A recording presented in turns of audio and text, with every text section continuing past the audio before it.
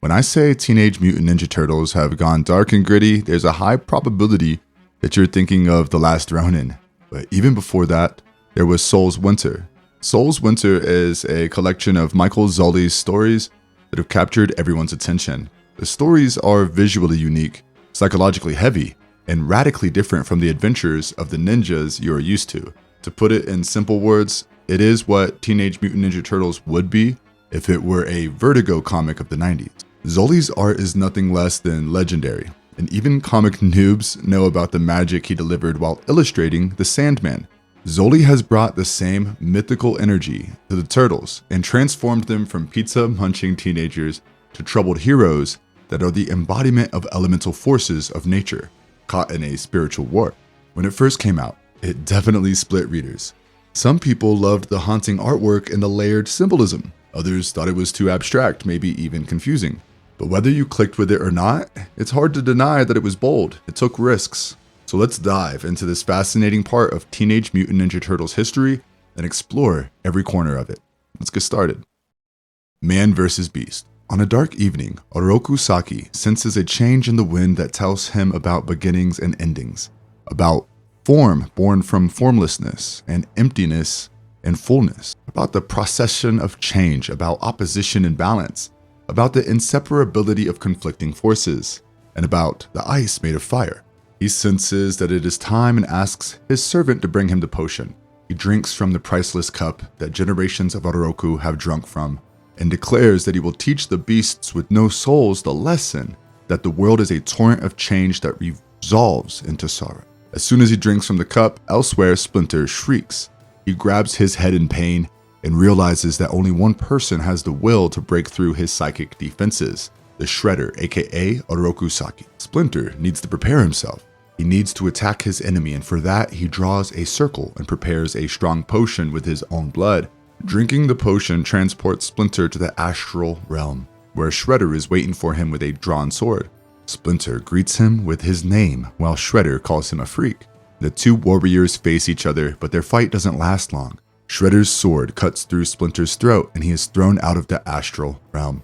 In the real world, Splinter crashes onto the floor in agony. With the knowledge of Shredder's vast strength, he realizes he cannot face him alone. He picks up 4 stone totems, one for each point of the compass. They also represent the 4 elements: air, fire, water, and earth. To harness their powers, he swallows them and becomes the center. As the power courses through him, he wonders how Saki would fare against the forces of the earth itself. Saki senses the sudden rise in Splinter's power. Though the beast might have unsheathed its claw, Shredder is sure that the will of man shall reign victorious. With that, he stretches his hands outwards and they shatter the glass in front of him. Splinter continues the ritual, unaware that Shredder is busy setting a trap for him. Shredder calls his foot soldiers to inform them it is the perfect time to attack Splinter as he is vulnerable. He stresses upon the importance of victory and orders them to blend with the earth like a ginseng root and attack with the force of a river breaking through its dam. Meanwhile, Splinter awakens his sons, the embodiments of the elements and the fruits of his ritual. The 4 giant turtles open their eyes slowly as Splinter commands them to carve a path of survival and destruction. As they slowly rise to their feet, Splinter believes his honor will be restored. The next morning, Splinter leads the turtles to a snowy battleground. He reminds them that death only visits once, so they must be prepared for its arrival. Suddenly, Shredder's ninjas dressed in black pop out of the white ice and surround the turtles, much to their master's surprise, who was just a second too late in predicting the attack.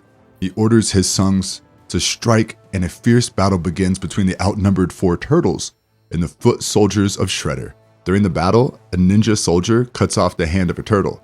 The pain radiates through Splinter's body as he is their center, and he throws up. He commands his children to save the hand, while Shredder asks his foot soldiers to surround them in 3 directions. Shredder wants to fight them again and decides to let them go on this once. He decides the satisfaction of a small victory is enough for now. Splinter's never suffered such a devastating defeat before, but he has no time to dwell on it, as he has to try and restore his son's hand and life if possible.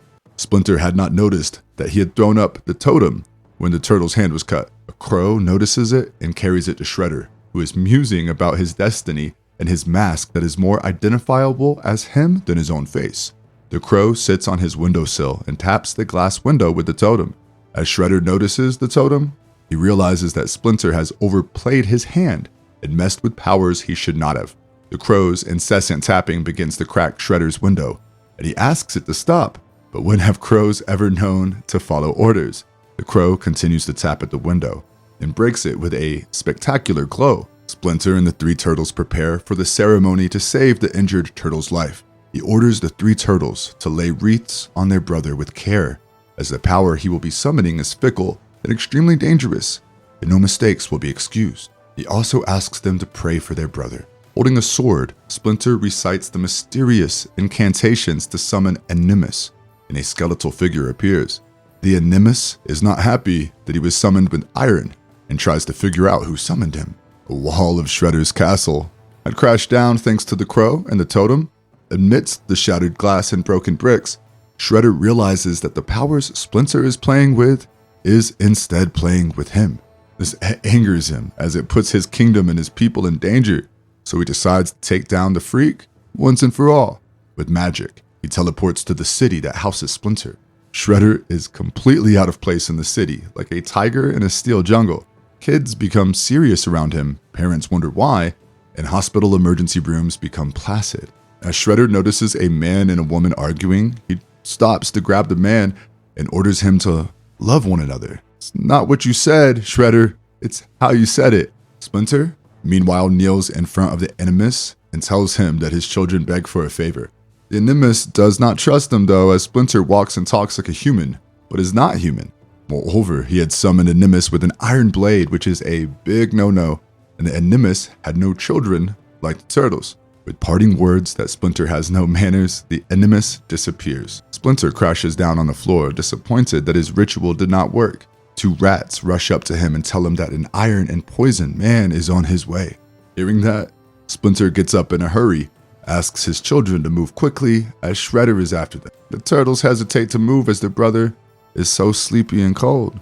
Splinter tells them that there is no sleep at the time of war as their enemy approaches. He wants the turtles to turn Shredder's lesson around to him and beat him with it.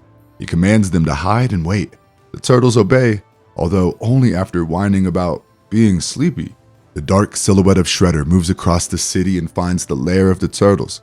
As soon as Shredder breaks in, Splinter yells at the turtles to claw him, rend him, kill him, but the turtles just glare at him with anger. Splinter reminds them that he is just a man and they should take their brother's revenge. Shredder hugs himself and asks them not to touch him. When one of the turtles lunges at him, Shredder easily subdues him and asks Splinter to hold on to the honor he still has. Shredder sees the sleeping injured turtle and asks Splinter if that is the damaged beast. Splinter immediately goes into protective mode and asks Shredder not to come any closer. Shredder calls him a fool and tells him that he is there to heal him. Shredder gently touches the injured turtle's forehead and a mystical blue light travels from his mouth and eyes to the turtles. After a few moments, he utters the word peace and tells Splinter that he has done what he can and the rest is left to the will of the beast, if it has one. As Shredder leaves, Splinter demands to know why he went through all the trouble, and Shredder simply says that all that is beautiful bleeds. In Shredder's castle, his maid oversees the mending of the fallen wall. Suddenly, from the rubble, they hear a voice softly say bleeder. That scares them all and they hurry out. From below the ruins, the crow rises once again in a terrible form. Its skeleton is exposed from above its neck, and it only has feathers in the latter half of its body. With a glowing eye in its skull, the crow screams to its sweet beast that desolation is coming. Splinter commands his turtles to vacate their refuge as it stinks of man.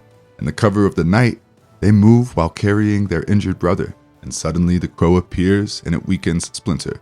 Seeing the bird, Splinter warns his children that it is a message of the Animus and not to listen to it as it is a great trickster. The bird cackles that it has found the flesh of its flesh, its mission, and heart's desire, and with a declaration that desolation is coming, it dives into the injured turtle's body. The other turtles are scared by what they just saw and ask if their brother is dead.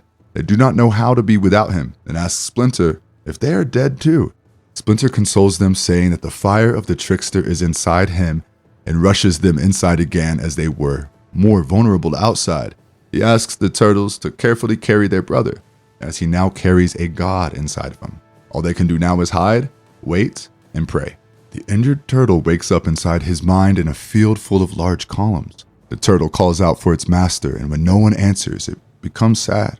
Suddenly, the crow appears, calling him a toad boy. The crow calls itself Desolation and introduces itself as a feather pillow filled with nails. It conveys a message from the animus. Wise up, grow up, give up, at least pick a species. While hearing it, the turtle loses his footing and falls down.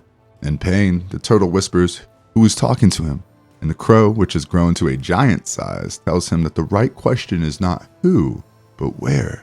And it answers the question too, as they are inside the turtle's soul. The turtle doesn't believe it and accuses the crow of telling him lies. He insists that the place is poisoned, as he can smell it and see that the crow is dead. The crow finds the accusation funny, coming from the turtle who is so close to death, and repeats the words of its master again. Wise up, grow up, give up. The turtle refuses to give up and tells the crow that he is a warrior who will never yield. The crow says that his wish is its command, and with a threatening voice asks the turtle to run. The turtle runs in fear as the crow chases him deeper and deeper into a cave.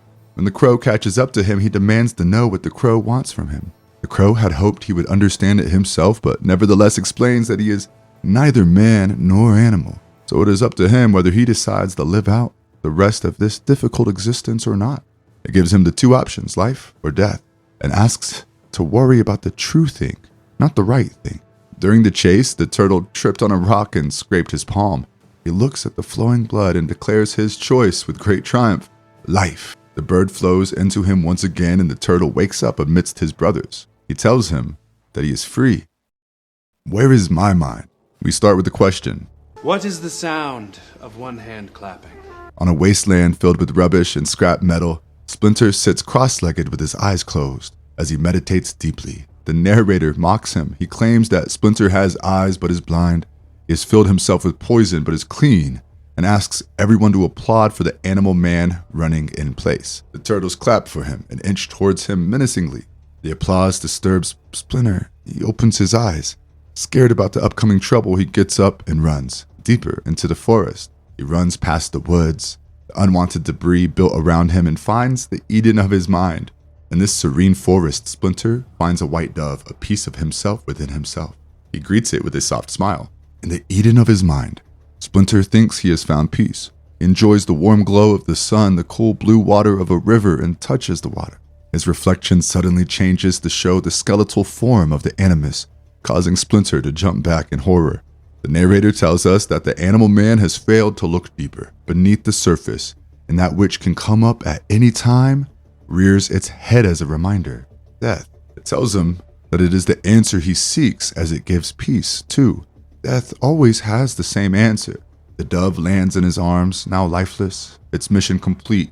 The skeleton drops back into the river and disappears. Splinter is glad and feels lucky that death has forgotten about him for now. His meditative state is broken by the turtles asking him if he is still there. Splinter cracks open his eyes and tells them that he is there. He requests them to leave him though, as he will rejoin them soon.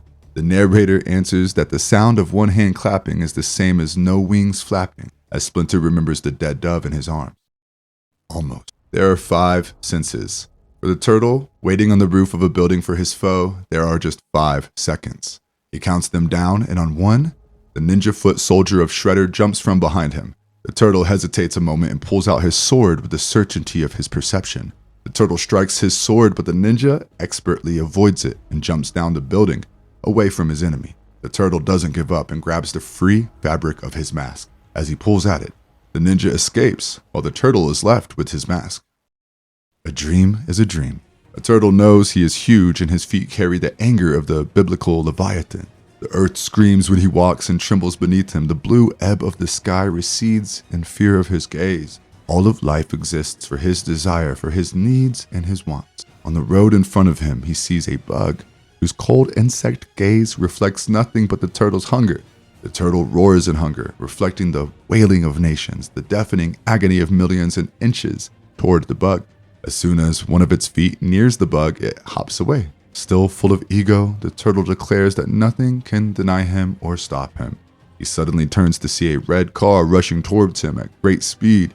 It screeches to a halt and a man steps out with the bug, holds a sign, asking him to squash the bum. The bug jumps onto the turtle's back and holds up another sign that says, "Give him hell, Dave," as the man looms over the turtle. As the man picks the turtle up, he tells a whole lot of stuff that sounds like a child practicing the words he has learned. He then continues to say that ecological nightmares are rife in our world and that nature is no longer bountiful. He tells the turtle that life is limited. Because of that, their wants must be limited too. As he speaks, the turtle begins to shrink. He asks the turtle to conserve and pass with responsibility and frugality, to think of his children as in the sight of the cold insect eyes. He is there one day and gone the next. When the turtle shrinks to about an inch, he holds him between his fingers and tells him that he is next. The turtle, who is Michael, wakes up in horror and screams. Splinter walks in with a pipe in his mouth and turns on the light. He comforts Michael, rubbing his shoulder and telling him that it is only a dream. Though it was a nightmare to him, it was only a dream. As Michael lies back down, Splinter blames television for the nightmares and turns off the light. But as he steps out, tears fall from his eyes. Those are the 4 stories in Teenage Mutant Ninja Turtles Soul's Winter. I'm not someone who shies away from reading abstract stories, but these stories left a lot to be desired. The first story explains the rivalry between Shredder and Splinter as a classic case of man vs. beast, but Shredder is not a complete villain, as he still appreciates life, but does not believe beasts can live like humans. The latter half of the story was more meaningful, at least to me. None of us are given a choice in what kind of life we will be born into. That's the same choice the injured turtle is born into, but he is given a chance to choose whether he would like to live out his entire life, and he chose life. However, the story left many questions unanswered. The second story speaks to humanity's eternal search. What is peace? How to get it? Is it through death? While the third story is a nice interlude among these philosophical questions, just a simple story of a turtle trying and failing to kill a ninja. The last story is my favorite, as I think it is a good symbolic story about what it means to be human. Humans tend to forget the supreme power of nature and believe themselves to be the overlords of the world, just like Michael does. And then nature squishes us down from time to time, reminding us that nature serves no master, just like the human squished the turtle. Am I reading too much into these? What did you think of the stories and which one is your favorite? Let me know in the comments below, and if you like the video, tap on that thumbs up, share, subscribe, ring that bell to never miss an update from our channel. I'll be back soon with more awesome stuff, but until then, wise up, grow up, and don't give up. Later.